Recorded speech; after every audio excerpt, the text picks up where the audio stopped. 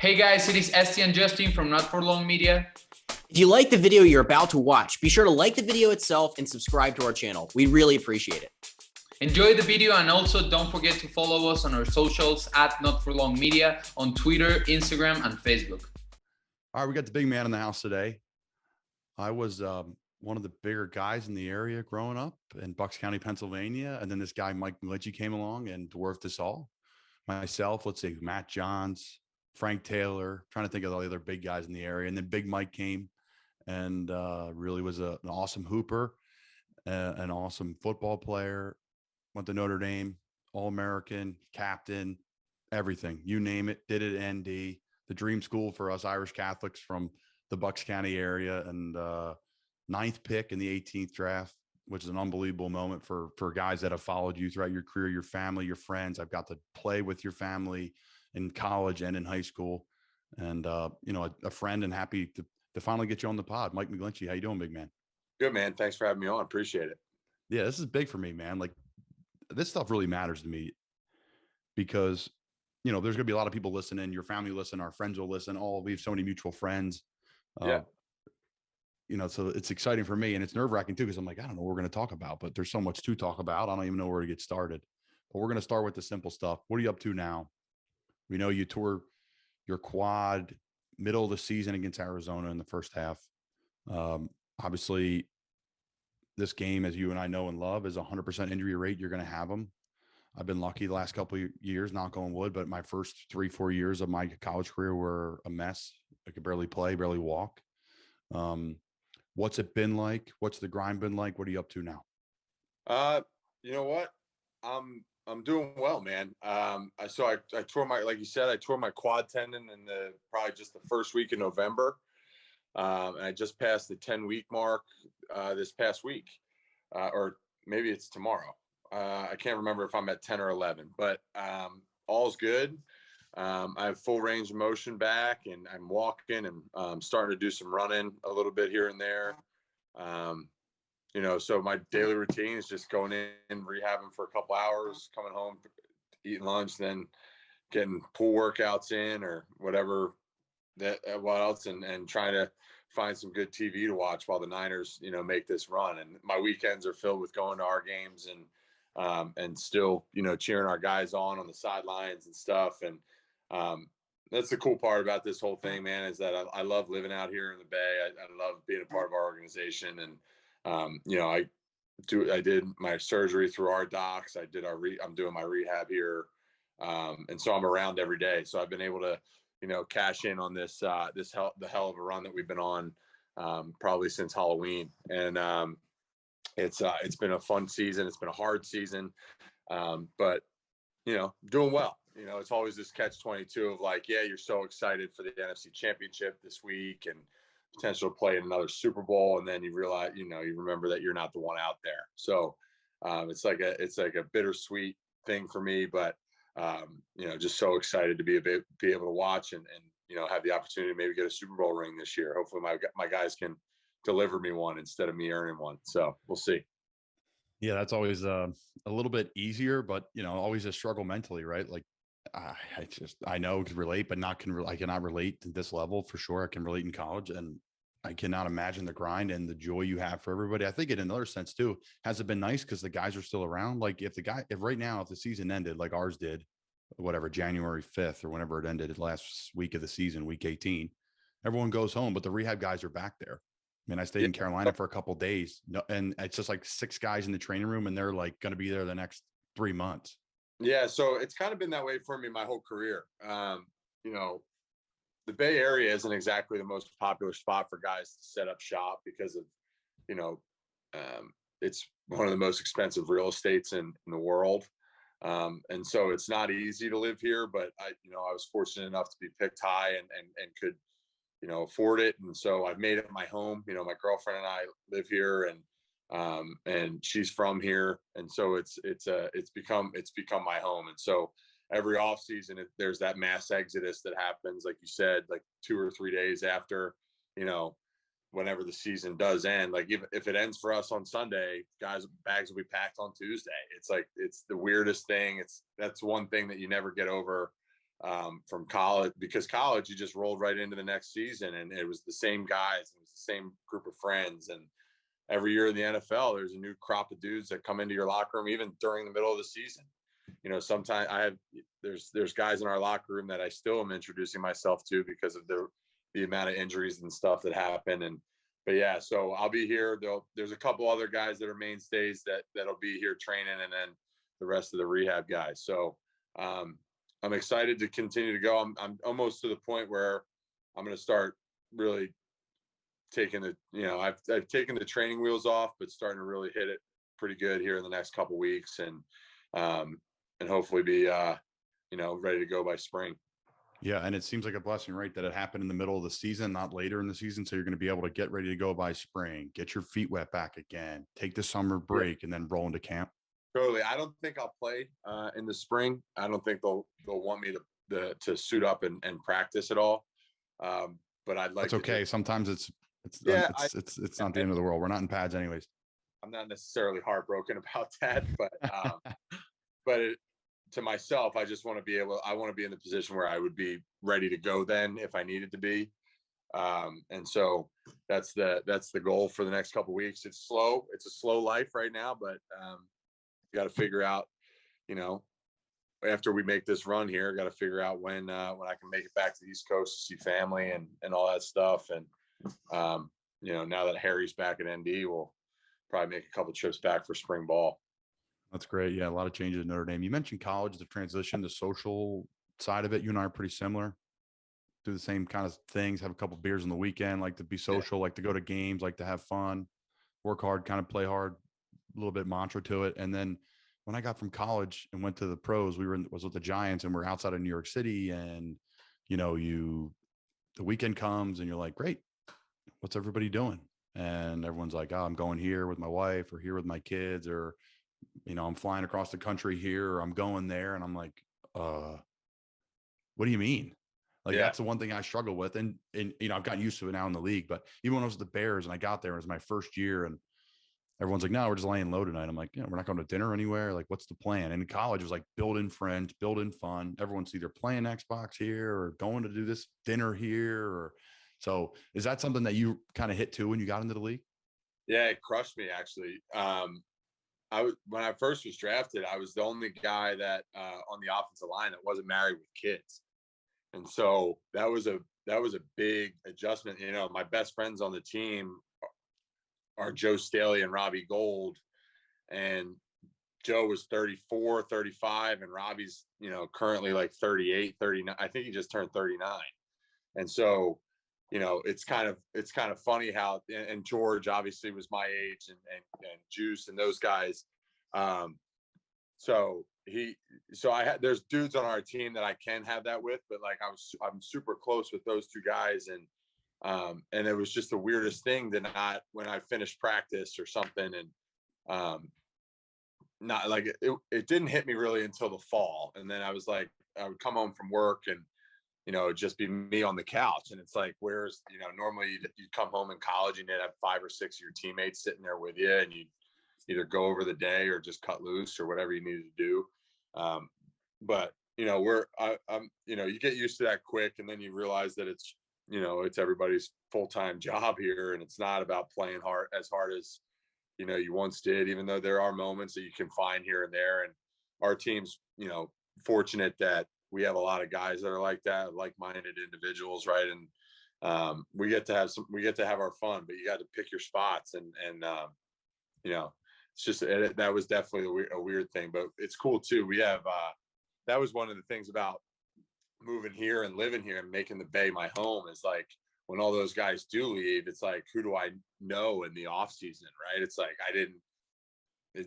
making friends when you're not connected with anything, and you're just trying to, like, it's not my neighbors. My neighbors are, grandparents over on one side, another middle-aged couple on this side. And so it's like, all right, well, and so we have the best support staff in the, I mean, I've only been on one team, but I can't imagine there's better support staff than the ones that we have. Like, a lot of young guys and equipment and video and logistics that were all my age when I first came out here.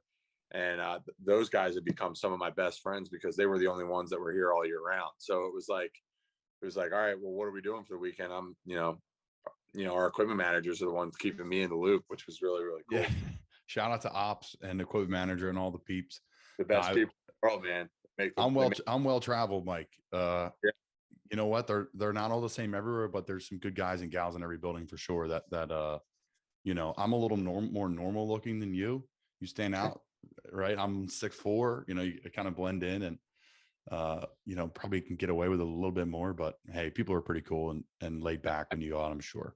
But actually, the funny thing out here, man, it's not like home at all. It's they leave you be out here. It's the Bay Area. There's a lot of other shit going on than football, and unless you're George or Bosa or Jimmy, many people really don't give a shit. So it's kind of nice. Like, oh, you play for the Lakers? Who do you play for? Yeah, they're like, oh, it's like they just see a big dude and they're like, oh, yeah.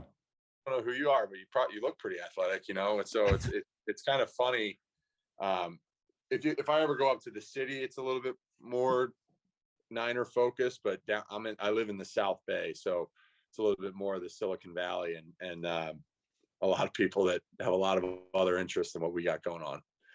Not about it. They're doing things a little bit smarter than you and I are. That's for sure. So you mentioned Joe Staley, Hall of Famer, someone that, I follow all your stuff on social media. You guys are really close. Obviously, he retired. What does he mean to you? What type of impact do you leave on the Niners organization? I mean, he's world class, dude. He's become one of my closest buddies. And, I wore 74 in high school because I was, I switched when I committed to Notre Dame, and BK and our strength coach were at Central Michigan when he was drafted.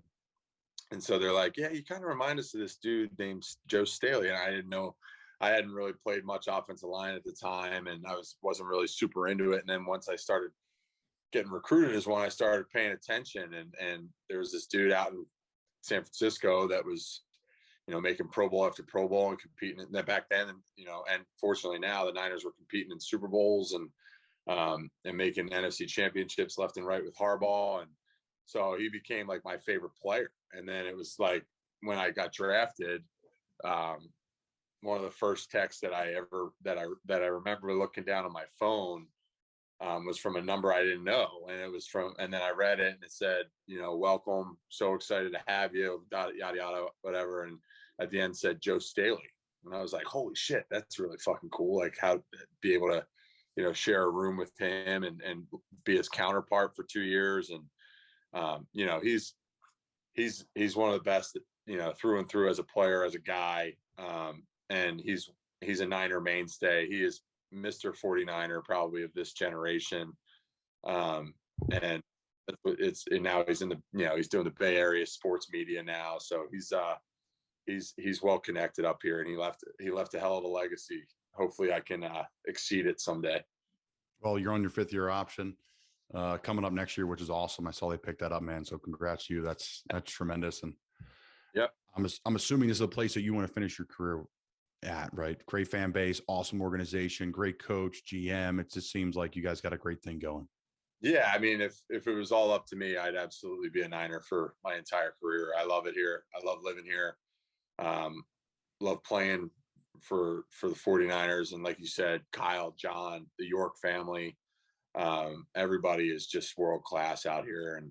And, and growing up where we grew up, we went back to Green Bay this past weekend for the playoffs, and it's 0 degrees outside. And, today I did a pool workout and it was 70 degrees. So there's definitely nothing wrong with living in California forever. No, man, we're doing this interview in late January. We got snow coming here to the Jersey Shore. And, about 8 inches. So definitely not 70 degrees. So I'm getting out of here, going to Florida for February. So I'm out. So let's go back to the youth days. You and I played against each other, Roman Saints. Yeah. Back in the day, 8th grade, you were in 7th grade. Yep. And, then you talked about when you got to high school, you drove past Archbishop Wood, where I went to high school, every day, 3 minutes from your house, played with all your cousins. Didn't live that down for a long time. Oh man, that had to been tough. Like driving home and being like, wow, they're practicing right now. It's middle of December. That could be me. Yeah, You ever well, think do you ever think about making a right turn in when you're heading north? you know what? I thought about it a little bit when I was like a freshman or sophomore, and I mean, you guys won like 3 out of 4 state titles, or 2 out of 4, whatever your run was. You played for 4, I think, right? You were 3. No, I won 1 my senior year, but You played for 2. no, You I have it, and then, or was we that beat Sam we played? lost. Let's see. So we lost to Selinsgrove in the semifinals. That was my sophomore year. That was freezing. Was that Sam that played Thomas Jefferson? Was that before? So Sam, I was a freshman. Sam was a sophomore. Right. They played TJ. I was in the stands. Right. And then they played Thomas Jefferson. That was the first year Wood could play for state title. That was like a big deal, right? I remember that was huge in the Philadelphia area. I was like, because I was going to go to Central Bucks East, like that's where I was going to go. Thank God I didn't. I wouldn't be talking to you today probably, and it's no respect to them, but I would probably been playing tackle, which I don't know, probably making a lot more money, and maybe I still would be talking to you today. I'd probably end up playing center. But there's nothing sticking your hand in the dirt. Nothing wrong. That's all I do. That's all I do. Yeah. So, I just got to put on more weight. So I went to Wood. We lost to Selinsgrove in the semifinals. We played Allentown Central Catholic, and that's when Brendan Nosovich went off. Right. Yeah. He went off, and Sam missed that game. But he got knocked out at half, I think. Yeah, the game before. I think the game before. And maybe it was that game. I don't remember. And then the senior year, halftime. I think it was halftime of Allentown Central Catholic. I remember, because it's funny. You remember my uncle Chach, but he went down and like was trying to console Sam, and Sam was like, "Get the fuck out of here," like. He's so funny, but I think that was Nostovich's the game against him. That was up until that point, that was the best high school football player I ever saw. It was him ever, and then he was unreal. And then I heard the kid from the prep that just went to Ohio State like makes him look like a JV player. Really? The McCord is that his name? Quarterback. Yeah, Nosovich was unreal, man. I mean, I'll never forget it. That team was unreal around him, like.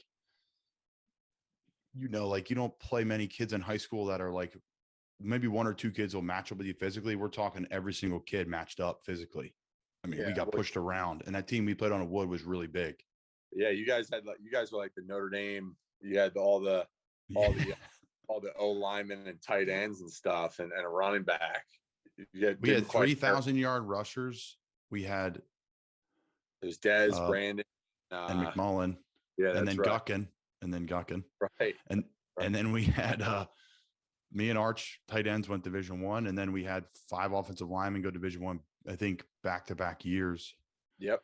It was a good thing going. And going back to your question, that did make me think about it my 90s. But I, like you said earlier, dude, like I really liked playing hoops. I really liked being able to do that. I fell in, and then by the time I was a freshman or sophomore, I had like a bunch of friends at Charter that I really loved. Of course. And then it all fell into place. Like the old adage is, if you're good enough, they'll find you, and they did. So even though we went 4-6 or 5-5 every year, man, I still got to play hoops. I still got to play track and lacrosse and all that stuff. And that was what I wanted to go to. I wanted to do that in high school. And I know the fight that some of the guys at Wood had to play basketball or whatever, and they would join the team a month and a half after the season started. Part of my high school experience was loving to play basketball and making that. We were like the Ivy League. We played 10 games, the winner of the regular season won the league, and then take a week off, and basketball starts the next week. So, yeah, and I loved it, and that's why I loved Penn Charter on top of a lot of other reasons. But yeah, definitely when all of the kids that I grew up with were starting to get recruited big time out of Wood or winning state titles, and yeah, half of me was like, yeah, maybe I could do it, but you could do it, but it wasn't the right fit, and I get it. I made, I think I made the right choice too. I loved Penn Charter. I still love Penn Charter. All my brothers and cousins and sister all went to Penn Charter. So it definitely was the right place for us. No doubt. Shout out to Ranger Rick, Eric Neff, roommate in college, Penn Charter legend. One of the best. One of the best as ever. He put a legendary performance on at my wedding. I'll leave it at that for those that are listening. Yeah. So let's go back though. You said that you transitioned. I know you played a little bit of tight end, and then all of a sudden you started getting recruited. We also have a recruiting store together, but talk about how like you were a tight end and then that turned over where you're like, all right, I got to make the switch to tackle. Well, I kind of did everything. I never really, I played like tight end. I called myself a tight end, but I really played I played O-line, I played D-line, I played linebacker, I played, I played quarterback at times at the Charter, for Christ's sake.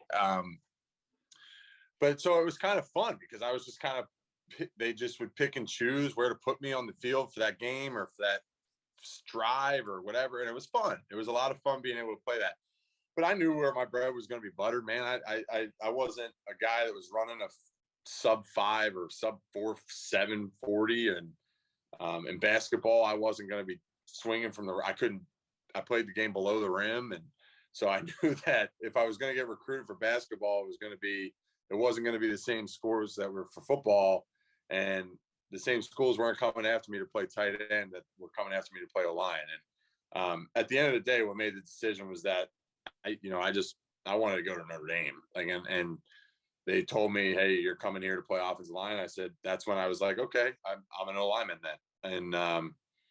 And I just made that transition pretty easily because I played O-line primarily back half of my junior year, most of my junior year, and then the first 5 games of my senior year. And then once we got to league, they started using me to catch the ball, throw the ball, whatever, so we could try and, win the important games. And so that was fun. But like I said, at the end of the day, I knew I was playing an O-line. I knew that I wanted to play O-line. And thankfully, it actually was okay a long time ago. Before that, I kind of knew O-line was always on my radar from the days of the Saints and from, when my older cousin, the Ryans, would talk to me and Matt was at that high level. And he's like, dude, the way you look right now, you're going to look like my roommates coming down the road. And it's like, okay. So at Matt's draft, Jake Long was the first pick that year, who was a stud, right? And back then, only like 6 guys got invited to Radio City. And so he was obviously one of them. Matt was one of them. Chris Long was number 2 that year. But anyway, we went up to the family like meet and greet or something and saw Matt and we're hanging out. And across the room was Jake Long. And I remember I was like 14 and he was in this like black t-shirt, like just yoked up, right? Like not what He had the big tats. He had the big, right. I think he had that like in tat. Yeah. And, but back then I thought linemen were just like the sloppy guys. And then I saw this dude and I was like, that's what an offensive tackle looks like. And my cousin Mott's, who's Matt's older brother, looks at me and he goes, yeah, man, you play your cards right in 10 years. That could be you. Right. And I was like, oh, wow. And he was number 1 overall pick. I was like, all right, if that's O-line, that's pretty freaking cool to me. That were the big money days too. He probably made like it's 80 million. Yeah, he made a ton of money. And he was 4-time Pro Bowler, like in his first 4 years. Unfortunately, he had some injuries that derailed his career a little bit. But from that moment on, O-line became cool to me, and I never had any issues when coaches would say, "Hey, just go play O-line," because that's what I wanted to do. And so it was cool. And then I fell in love with it even more in college. And once you're in the real time football and everybody knows how great the O-line is and stuff. So it was thankfully I never got worried about that. So it made the right call. No doubt about it. The O-line room is the best room in the building. I gravitate towards it. I am them. I am one of them. I'm an honorable member. So I think you may have to tell it, but the Boston College story, yeah. I remember vividly. We're at camp. We did the camp. Yeah. So it was I was a freshman. So I just finished my freshman year because it was that summer. Yeah. You're behind me. Yeah, the only reason I actually went to that is because of my uncle John, who you're obviously another one of your college teammates, John Lockery. Shout out to the mess. He was getting recruited. He was our quarterback at Penn Charter, for those who don't know, and he was getting recruited pretty heavily by a bunch of schools. And I think it was either Matt. I think it might have been Matt's wedding was up in either. No, it was Mike. It was Mott's wedding. He was having a wedding in Maine.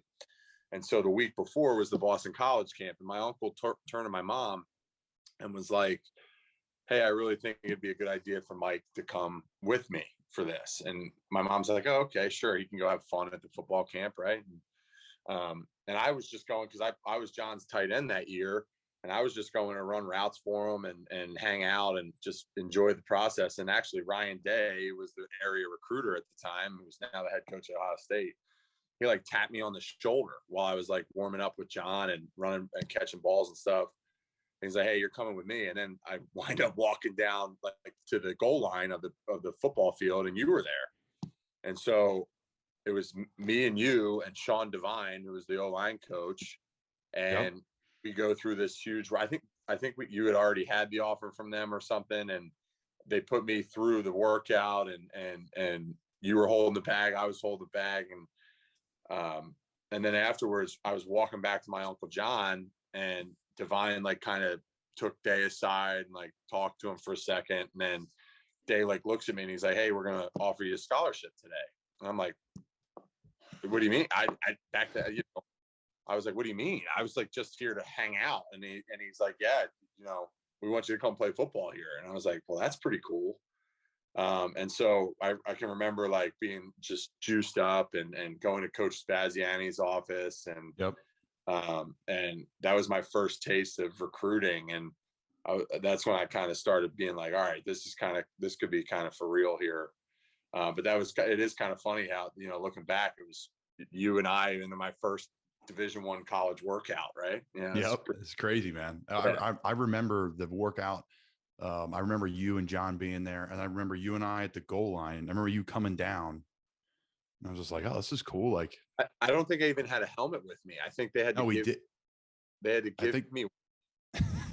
Probably illegal now. I had your wood one on, and obviously that's how I knew you from like 100 yards away. Yeah. And I don't fucking have a helmet today. Like, you want me to block people and hit Colin? Like, he's gonna fuck me up if I don't have a helmet on. Yeah, that's when I was actually bigger than you, probably. Yeah, Yeah. But literally, like, I remember you and I on the goal line with our hands above our heads. They were seeing how flexible we were. And you and I are flexible, bigger guys. And I remember Divine being like, "Holy shit." And like, I've never seen this before. And you and I are like fully squatted, hands over heads. And, and I was like, I don't know. Is this different? Like, I had no idea. Yeah. Back all the tests that they put. Now, looking back from the NFL's perspective, you're just like, oh, these stupid things that these coaches have to check box, right? Oh man, that was good times. When you were telling that story on the Franny Walsh podcast, shout out to Fran and what he's got going over there. He's a great guy. One of my favorite guys I would play with. Yeah. But no, a good story. We're to transition now. I think you got to go. You got to go to your cousin Matt. Obviously, he's a legend in our area. Your whole family are legends in our area. I had awesome memories of playing with, Sam and the McCains, and getting to know the McCain guys and the brothers. And Mike, honestly, you want to know what like derailed my early part of my career was that dunk contest we had at that. That's real. I know we still talk about that. That was real. It's definitely not a good moment for anybody involved. We were at Sam's. All right, so I'll tell the story. So Sam McCain's graduation party. Sam McCain is one of Mike's 3,000 cousins that are like Division I athletes, and Sam's a good sized guy. It was like you, me, a couple Wood guys were there, and Butler like destroyed us. He did. He had hops. That's why it started getting like a little testy. Like we were messing around at first, and then Butler was like throwing like the in between the legs and like throwing it over his head, and we're like, all right, well, I guess we got to step our game up here. Yeah. So you and I are looking at each other like, all right, well, here we go. Let's do this one. And real competitive. Of course, big guys get together and we're dunking on a 9.5-foot rim with a bent rim, and we're destroying it. And this kid looks at me and says, "Hey, Colin, you should mix it up a little bit." And I decided to do a 360. Now, meantime, my father has told me to stop playing basketball. I gave up basketball to focus on football, and also gained 30 pounds in like 6 months, right? To like get ready to get offers and like pick a big step and become like ranked and all the things that you and I worked on, right? So like, you're like, all right, I'm done playing basketball, but yeah, it's hard. You're still a kid. You want to be competitive. And we do this dunk contest. I try to do a 360. I get halfway around it, stop. And in the air, I land on the curb between there and the fence. I roll my ankle on the curb. I go through the fence. So my ankle is swollen. Like, I mean, a freaking balloon. I don't know if you remember that thing was absolutely massive. Yeah. It was not good. It was not good. It was a sweat. And this was like right before. It was right before your year. Yeah. Correct. So my senior year that year, I taped my ankle, braced my ankle, and spatted my ankle all on the left side to play through it because I didn't have a choice. There was no like, hey, you got to take a couple weeks off to miss the sprain. Right. And I just like hobbled around because Coach Carey and Coach Dalvin were having none of it. The reason, not that they didn't care that I was hurt. They're just like, dude, you just hurt yourself playing basketball. You're fine. So that was like a grind. And then I end up breaking my other foot. It was like this whole thing. So Lord knows what happened. It is what it is. We laugh about it now. It's all okay. But yeah, definitely not one of our brighter moments as Dom. No, it was not a good moment. But let's go back to Matt, right? Legend in the area. What that meet. Sorry. I was like, you just didn't even know what was on the line back then to just no idea, man. I didn't have a healthy off season after that until I got to the NFL. Like literally, when you go to off season, like, hey, listen, like this off season for you, they'll be like, hey, the team's running sprints. We want you to run them at 50%. Like I've never was like, hey, you're running these at 100%, or we run conditioning at Temple. Like when we played you guys at ND, like I would be running conditioning in the pool because my feet were just derailed and we didn't know what was wrong. And then I got with a great PT and Joel Roth and our guys at Temple, and they got me right. But, and I've been great. It's been great ever. And that's why I've been able to like play better throughout my career. So I'm finally getting like really healthy. Like I'm not dealing with stuff. But 17-14 Hampton Drive didn't ruin your life, No, it didn't. We're all okay. We're here talking on a podcast. Yeah. We're blessed to play in the NFL. We're good. We're good. So let's talk about Matt though. I mean, he's a legend in the area. He's obviously a role model and someone you look up to tremendously, someone that you're close with. Your family is all very close. They come to your games. It's hard not to see. It's an unbelievable thing. But again, you grew up watching Matt. He's a first round pick. He had a great career at Boston College, a great place where you and I probably at one point in time thought we were going to play college football. It was my first offer, was your first offer. I love it there. I know you did too. And, and then all of a sudden he has this really unbelievable NFL career. In my opinion, he's a Hall of Famer. And, I got to play against him now in the league. They're in our division. I've got to play against him 4 times now. And it's just kind of cool for me. We've met a couple times in passing and obviously support what he does. But the picture of you guys as I'm doing some prep for the interview, like on the field, like at the 50-yard line, and like that, that's some special stuff. What does he mean to you? Matt was Matt's been my football hero pretty much my entire life since I can remember being a fan of football. I think he got to BC around 2003 was his first year at BC, and I was probably an 8 or 9 year old kid back then. Maybe not even that. Maybe I don't even know. No, I would have been 8. Yeah, 8 years old. And so that was like right as I started becoming and paying attention to understanding what football was all about. And then by the time he's finished at BC, I'm in 8th grade, and I told you the story. I get to go to his draft party and all that, and see that level of stuff for the first time in my life. And I remember thinking to myself, like this is what it's all about. Like this is the coolest thing I've ever seen, and I will never stop working until I can get to be this, right? And so Matt was always, and I said it. I got asked a lot of questions about Matt at the combine and stuff, which was kind of funny. But whether Matt knew it, Matt probably didn't even know how much of an effect he had on me. But I watched every press conference. I watched every video, every, game of his, everything that he ever did. That was, obviously I didn't see his practices or his locker room demeanor or anything like that. But, I wanted you saw him at the Christmas table though. You saw him at Christmas dinner. Yeah. I wanted to be him. Like that's who I wanted to be. It was like Matt was this uberly successful guy, everything. Everybody loves him. Everybody that's always around him. Every coach that I've ever had, and my whole coaching staff came from Atlanta. And so they all knew Matt well, and Kyle and him have an MVP. They've played a Super Bowl together, and Matt won the MVP with them, and all the reports that it was cool to get to the Niners and play for Kyle and hear all the stories about Matt and the way that he competes and the way that he prepares and the leader that he is, and have all of your kid out. It's like the never meet your idols thing, but my idol was just my family member.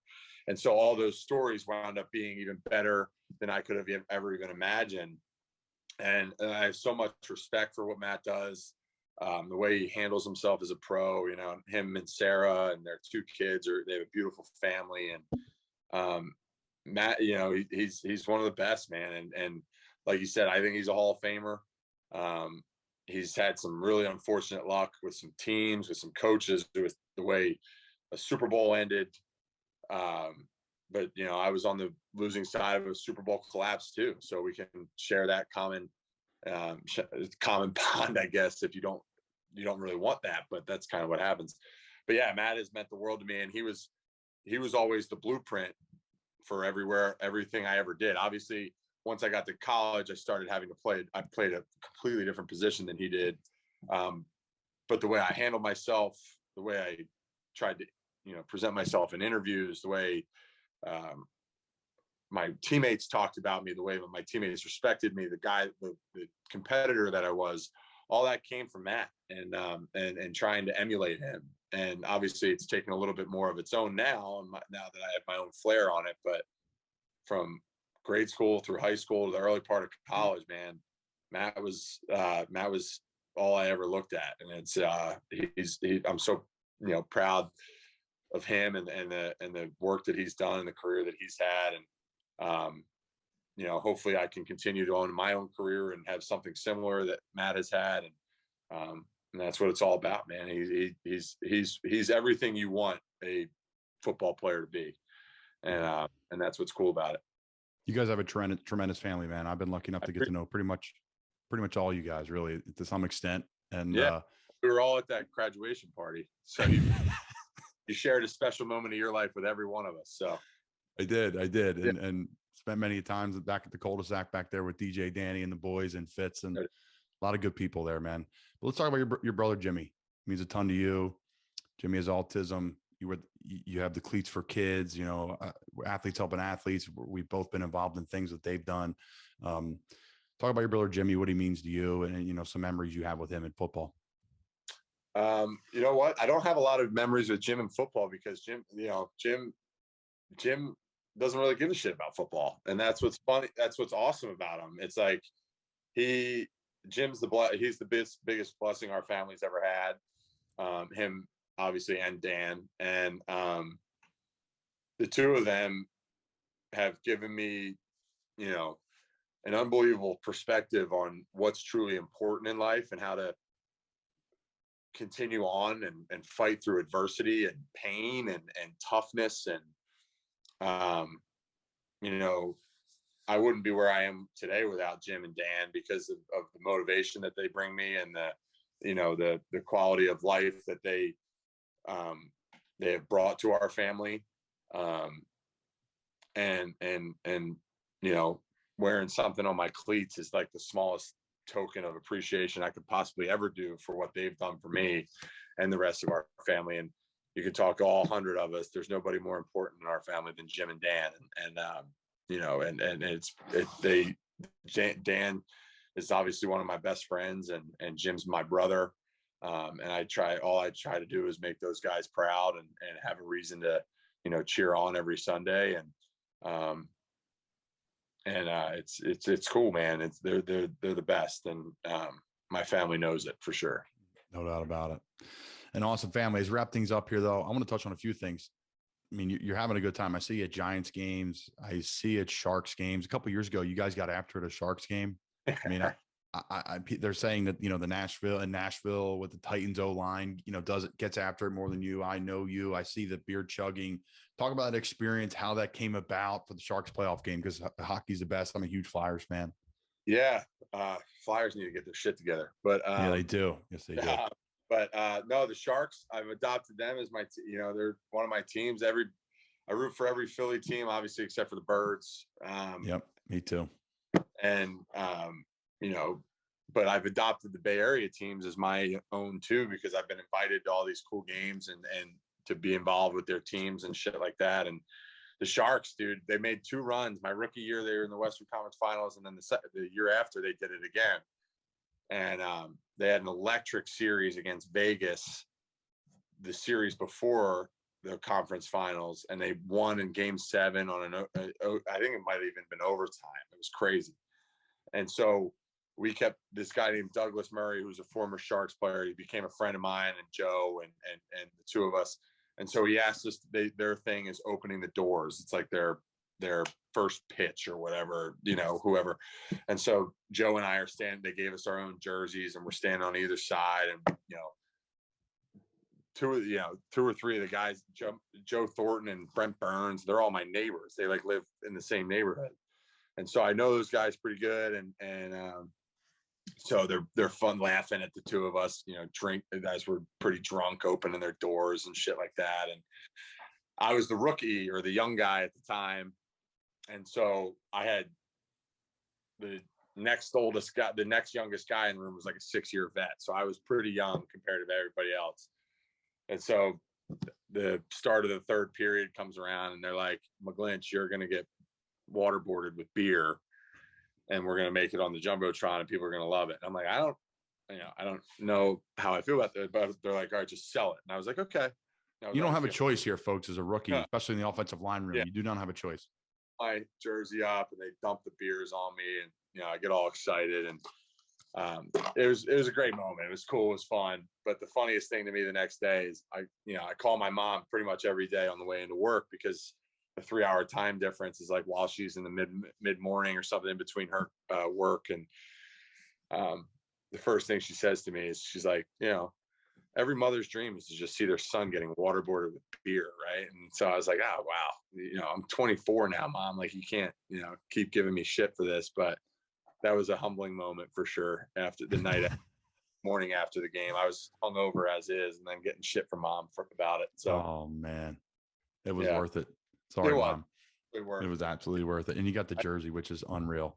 Yeah. I still have it, which is cool. Yeah, oh, the Sharks jersey. It's cool. It's strong. It's strong. Yeah. That's for sure.